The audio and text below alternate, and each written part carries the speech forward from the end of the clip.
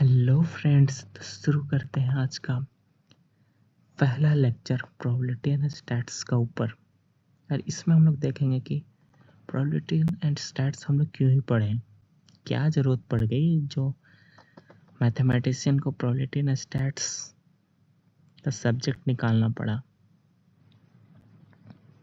तो देखिए क्यों ही पढ़ेंगे हम लोग, ये हम लोग आज देखेंगे। तो देखिए वर्ल्ड जो है सो अनसर्टन है, क्या आउटपुट कोई भी काम का निकलेगा ये बता नहीं सकते। जैसे कि बेस्ट एग्जांपल है अभी MS धोनी कब रिटायर होंगे पता नहीं, 2026। ये तो 2020 से ही है, सुन रहा हूँ कि वो ये साल के बाद रिटायर होंगे, ये साल के बाद रिटायर होंगे, तो प्रिडिक्टेबल नहीं है। सिमिलरली कौन सा IPL टीम ट्रॉफी जीतेगा 2026 में अनसर्टन है। कभी कभी वॉर सिचुएशन हो जाएगा, उसको प्रिडिक्ट करना दिक्कत है। अर्थक्वेक कब आएगा, सुनामी कब आएगा, वगैरह वगैरह। तो ये बहुत डिफ़िकल्ट है प्रिडिक्ट करना।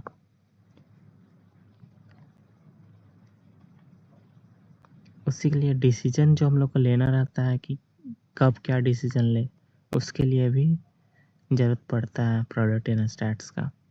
तो प्रोबेबिलिटी जो हेल्प करता है वो प्रोबेबिलिटी मॉडल बनाने में हेल्प करता है अनसर्टेनिटी का ऊपर। और स्टैट्स उसको वैलिडेट करता है कि जो मॉडल बनाया है वो सही है या नहीं है, किस हद तक सही है, किस हद तक गलत है। और इसका जो प्रोबेबिलिटी एंड स्टैट्स का एप्लीकेशन है वो तो हर जगह ही है, जहाँ भी अनसर्टेनिटी रहेगा वहाँ प्रोबेबिलिटी एंड स्टैट्स रहेगा ही रहेगा। वो उन लोग का है, वो उसी के लिए प्रोबेबिलिटी एंड स्टैट्स बना हुआ है। तो देखिए ये स्लाइड्स मेरा पूरा भरोसा है कि जो फर्स्ट टाइमर है उसको समझ में नहीं आया होगा। तो ये और भी जितने स्लाइड्स बचे हुए हैं उसको कंप्लीट करने के बाद मैं फिर से रिविजिट करूँगा ये स्लाइड्स, तब आप लोग को खुद ही समझ में आ जाएगा। मुझे ये बताने का भी ज़रूरत, मतलब एक्सप्लेन करने का भी ज़रूरत नहीं पड़ेगा। तो चलिए देखते हैं। तो चलिए अब आ गया है स्टोरी टाइम। तो देखिए दो फ्रेंड्स थे, अमन और रोहित। तो अमन और रोहित का वीकली रिचुअल था कि वो हर हफ्ते एक ना एक दिन वो प्लान करते थे मूवी देखने का। इसलिए क्योंकि रोहित का जो घर है वो मूवी सिनेमा के बगल में ही है, और अमन का काफ़ी दूर है, मतलब ठीक ठाक दूर है। और ये थोड़ा पुराना ज़माने का स्टोरी है, मतलब उन लोग के पास मोबाइल नहीं था, घर में एक ही मोबाइल रहता था, वो पापा के पास रहता था, उस ज़माने का है। और इन लोग के पास साइकिल रहता था, मोटर बाइक नहीं रहता था, तो उस टाइम का ले लीजिए। तो क्योंकि रोहित का घर सामने था तो वो टिकट ले लेता था पहले जाके, और फिर वो वेट करता था अमन के लिए कि वो कब आएगा। तो क्योंकि वो लोग तो हर हफ्ता जाते थे, तो ऐसा होता था कि रोहित जो है सो हर दिन जब भी मूवी देखने जाना हो तो वो वेट करता था 7 से 8 बजे शाम या रात को। 8 बजे के बाद अगर अमन नहीं आता था तो वो सोचता था कि क्या करना है। तो अमन का जो अराइवल है वो अनप्रिडिक्टेबल है यहाँ भी, कि वो कब आएगा, आएगा भी कि नहीं आएगा। तो कभी कभी वो टाइम पे आ जाता था, कभी वो लेट हो जाता था, कभी वो आता ही नहीं था। तो जब नहीं आता था तो दोनों मूवी देखने नहीं जाते थे, क्योंकि ये पुराना ज़माना का कहानी है। तो उन लोग के पास मोबाइल नहीं था जिससे वो कम बता दे, अमन पहले ही बता दे रोहित को कि आज वो आ पाएगा या नहीं आ पाएगा। रोहित के पास कोई भी इंफॉर्मेशन नहीं होता था। उसे डायरेक्ट अगर अमन नहीं आएगा तो उससे अगला दिन ही वो मिल के पता कर सकता है कि क्यों ही नहीं आया, क्या ही रीज़न हो गया। तो लेकिन 7 से 8 बजे के बीच में रोहित के पास कोई न्यूज़ नहीं रहता है कि वो कब आएगा, नहीं आएगा, कैसे आएगा, आएगा भी कि नहीं आएगा। इसीलिए रोहित को डिसाइड करना है ये अनसर्टेनिटी पे, जो कि प्रोबेबिलिटी एंड स्टैट्स का बेस है। तो एक दिन इसी तरह 7 बजे रोहित वेट कर रहा था, टिकट्स ले लिया था वो, तो सोच रहा था कि वो आज अमन टाइम पे आएगा, लेट होगा, बहुत ज़्यादा लेट होगा या आएगा ही नहीं। तो वो फिर याद करता है कि अमन आ भी सकता है, नहीं भी आ सकता है। आएगा तो ठीक है, नहीं आएगा तो फिर किस लिए नहीं आएगा, क्योंकि जब वो आता है तो उसका मम्मी अलाउ करती है तभी वो आता है। अगर उसकी मम्मी अलाउ नहीं की तो वो नहीं आएगा। लेकिन उसका मम्मी तभी अलाउ करती है जब उसका पापा का मीन्स अमन का पापा का मूड अच्छा हो। और उसका पापा का मूड अच्छा तब होता है जब चाहे वो जल्दी छुट्टी उन्हें मिल जाता है, या बोनस मिलता है, या सैलरी हाइक, मतलब इसी तरह का। और उसके पापा को ये सब बेनिफिट तब मिलेगा जब उसके बॉस, उनके बॉस सेटिस्फाई हो। उसी प्रकार बॉस सेटिस्फाई कब हो, उसके भी काफ़ी सारे फैक्टर हैं।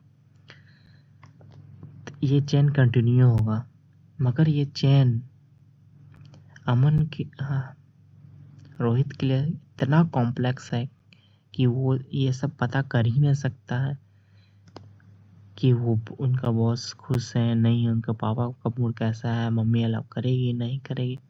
ये काफ़ी अनसर्टेन हो गया, काफ़ी कॉम्प्लेक्स हो गया। देखिए, पता तो किया जा सकता है मगर ये काफ़ी कॉम्प्लेक्स और काफ़ी मेहनत का काम है। तो टाइम और एफर्ट बचाने के लिए साइंटिस्ट ने प्रोबेबिलिटी लगाया कि इतना कॉम्प्लेक्स टू कॉम्प्लेक्स बहुत हार्ड है ये प्रिडिक्ट करना एग्जैक्टली। तो क्यों ही अगर तो फिर साइंटिस्ट ने देखा कि अगर हम लोग प्रोबेबिलिटी का हेल्प लें, हाफ कर दें, इसको थोड़ा सा इजी कर दें, भले हम लोग को एग्जैक्ट पता नहीं है कि अमन आएगा कि नहीं आएगा, मगर जब प्रोबेबिलिटी का हेल्प लेने से थोड़ा इजी पड़ जाता है, एफर्ट और टाइम बचता है। तो देखिए यहाँ भी वही है। तो यह स्लाइड्स में वही लिखा हुआ है जो मैंने बताया। रोहित वेट ही कर रहा है यार ये तो वहाँ भी वही है, वो एक प्रोबेबिलिटी असाइन कर सकता है। क्यों प्रोबेबिलिटी असाइन? क्योंकि वो एग्जैक्ट पता नहीं कर सकता है, क्योंकि उसके पीछे काफ़ी सारा फैक्टर है, उस सब फैक्टर को पता नहीं कर सकता। अगर उसे सारा फैक्टर पता चल जाएगा कि ये उसके पापा का मूड कैसा है, बॉस का क्या है, मम्मी क्या है, तो वो प्रिडिक्ट कर सकता है। मगर वो उसका पास वो है ही नहीं, पता कैसे चलेगा उसे? तो इसलिए पता नहीं चल पाएगा, तो वो अपना बिलीफ से एक प्रोबेबिलिटी असाइन कर सकता है कि रोहित अमन अब आएगा नहीं आएगा। तो ये है प्रोबेबिलिटी का मोटिवेशन कि प्रोबेबिलिटी क्यों ही यूज हुआ, क्योंकि लिमिटेशन का वजह से, क्योंकि हम लोग वो पता कर ही नहीं सकते।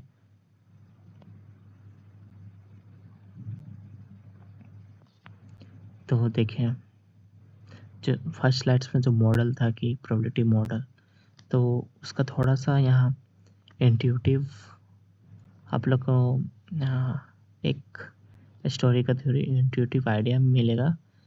लेकिन जैसे जैसे लेक्चर आप लोग फॉलो करेंगे वैसे वैसे आप लोग को पूरा पता चल जाएगा कि प्रोबेबिलिटी मॉडल एक्चुअली में है क्या मैथमेटिकली। अभी तो हम लोग स्टोरी वाइज ही समझ रहे हैं। तो देखिए रोहित जो है सब प्रिडिक्ट करना चाहता है अमन कब आएगा, लेकिन उसके पास कोई इन्फॉर्मेशन तो है नहीं। तो वो मान लिया, कुछ मान लिया, क्या माना? Probability model. वो देखते हैं। और ये जो प्रोबेबिलिटी मॉडल है वो उसका बिलीफ के ऊपर बेस्ड है, ना कि ट्रुथ, क्योंकि ट्रुथ तो उसे पता नहीं है आएगा कि नहीं आएगा। तो देखिए उसका जो बिलीफ है वो काफ़ी तरह का बिलीफ हो सकता है, जैसे कि 7 से 8 बजे के बीच में वो कभी भी आ सकता है। मतलब एक होता है ना कि 7 बज के 1 मिनट हुआ, तो रोहित को लग रहा है कि जो प्रोबेबिलिटी, मान लीजिए प्रोबेबिलिटी 0.5 है रोहित का आने का 7 बज के 5 मिनट में, तो 7 बज के 6 मिनट में भी वही होगा, 7 बज के 15 मिनट में भी वो 0.5 ही मान के चल रहा है। तो मतलब यूनिफ़ॉर्म है हर जगह उसका प्रोबेबिलिटी। अगर इसको अदर वे में देखिएगा तो एक्साइटमेंट में देख सकते हैं कि अ, रोहित जो है सो हर टाइम पे उतना ही एक्साइटमेंट है कि वो अब आ सकता है, अब आ सकता है। सेम इंटेंसिटी के साथ एक्साइटेड है। लेकिन अमन को ये भी लग सकता है कि 7 बजे तो वो आएगा नहीं, थोड़ा लेट से ही आएगा, 15-20 मिनट लेट से ही आएगा। तो 7 बजे कम एक्साइटेड रहेगा। पर जैसे टाइम होगा 7:10, 7:15, तो फिर वो ज़्यादा एक्साइटेड होने लगेगा कि अब आ सकता है, अब आ सकता है। क्योंकि उसे लग रहा है कि अब अमन का आने का प्रोबेबिलिटी थोड़ा ज़्यादा है इस टाइम पे। उसी तरह जब हो सके वो 45 मिनट तक, 7:45 मतलब 7:45 तक वो ज़्यादा एक्साइटेड हो। उसके बाद फिर जब 7:50 हो तो उसे लगा अब तो 10 मिनट ही बाकी है, अब उसका चांस कम ही होगा।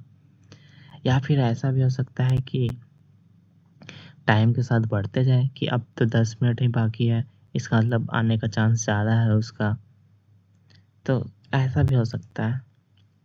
ऐसा भी हो सकता है कि सबसे ज़्यादा वो एक्साइटेड हो 7:30 मतलब 7:30 में, उसका दोनों साइड फिर वो कम एक्साइटेड हो। मतलब इंट्यूटिव मिल रहा है ना कि ऐसा भी हो सकता है कि ये थोड़ा अलग टाइप का, मगर सोच सकते हैं कि जब इवन मिनट हो तो ऐसा वो थोड़ा ज़्यादा एक्साइटेड हो कि आने का चांस ज़्यादा है। जब ऑड हो तो वो थोड़ा कम एक्साइटेड हो कि उसे लग रहा हो कि ऑड मिनट में कम आएगा। मतलब ये थोड़ा प्रैक्टिकल से हट के है, ये थोड़ा मैथमेटिकल वे में ज़्यादा है, मगर सोच सकते हैं ऐसा। तो ये देखिए यहाँ पे 4 प्रोबेबिलिटी मॉडल है। इसको प्रोबेबिलिटी मॉडल्स जो बोलते हैं।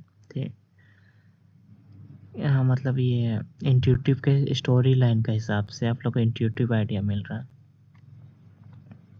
ये तो यहाँ का सारा प्रोबेबिलिटी मॉडल वैलिड है कि मतलब इसमें 4 में से कुछ भी हो सकता है। मतलब हम लोग ये नहीं बोल सकते कि नहीं सेकंड वाला ही सही हो सकता है, फर्स्ट वाला गलत, या फिर फर्स्ट वाला गलत हो सकता है, सेकंड वाला सही। मतलब कुछ भी हो सकता है, सारा सही है इसमें मैथमेटिक का हिसाब से। तो प्रोबेबिलिटी बस इतना ही बता सकता है हमको कि किसका उसका आने का प्रोबेबिलिटी कब है, कब ज़्यादा है, कब कम है, कैसे क्या बिहेवियर रहेगा, क्या एजम्पशन है। लेकिन रोहित को पता नहीं है कि वो बस सोच रहा है कि ऐसा भी हो सकता है, ऐसा भी हो सकता है, मगर उसे एक्चुअली तो पता नहीं है कि असली में मतलब क्या है, कौन सा प्रोबेबिलिटी मॉडल ज़्यादा सही बैठेगा अमन का अराइवल के ऊपर। तो ये जो है सो to find the correct model, ये अब तक हम लोग देख रहे थे प्रोबेबिलिटी का मॉडल। अब हम लोग देख रहे हैं स्टैटिस्टिक्स कैसे का क्या नीड है। तो स्टैटिस्टिक्स का यही है कि वो ऑब्जर्व डाटा जो पहले जो हुआ है उसको वो नोटिस करता है। वो नोटिस करने के बाद वो डिसाइड करता है कि प्रोबेबिलिटी मॉडल कौन सा सही है, कौन सा ज़्यादा रियल डेटा के साथ मैच कर रहा है। वो काम स्टैट्स का है। तो वही स्टैट्स वैलिडेट करता है जब प्रोबेबिलिटी ने अजम्पशन बनाया है, या फिर रिजेक्ट करता है, चाहे तो एक्सेप्ट करेगा या रिजेक्ट करेगा। तो स्टैट्स जो है सो बिलीव को रियलिटी में कनेक्ट करता है।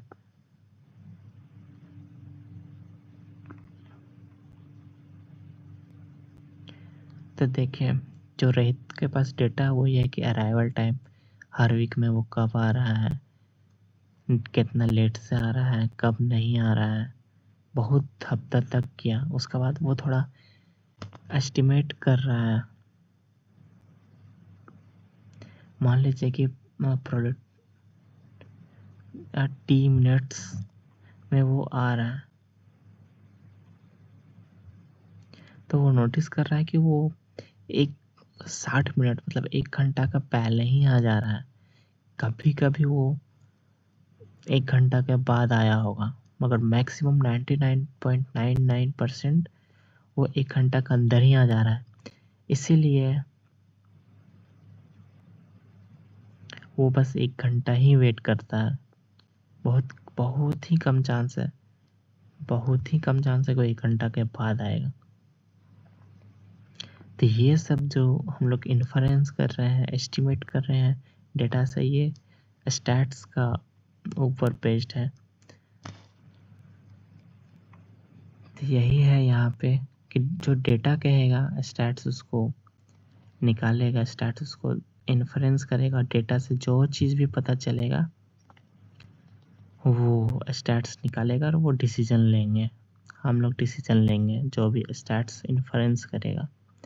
तो यही है इंट्रोडक्शन प्रोबेबिलिटी एंड स्टैट्स का। तो आई होप आप लोग को ये अच्छा लगा होगा। तो शॉर्ट में प्रोबेबिलिटी जो है सो एक मॉडल देता है आउटकम के ऊपर, स्टैटिस्टिक्स लर्न करता है correct model from the data, और डिसीजन हम लोग जो है सो डिसीजन लेते हैं जो स्टैट्स इन्फरेंस करता है। तो ये था। अब हम लोग चलते हैं फर्स्ट स्लाइड में जहाँ आप लोगों को समझ में नहीं आया था।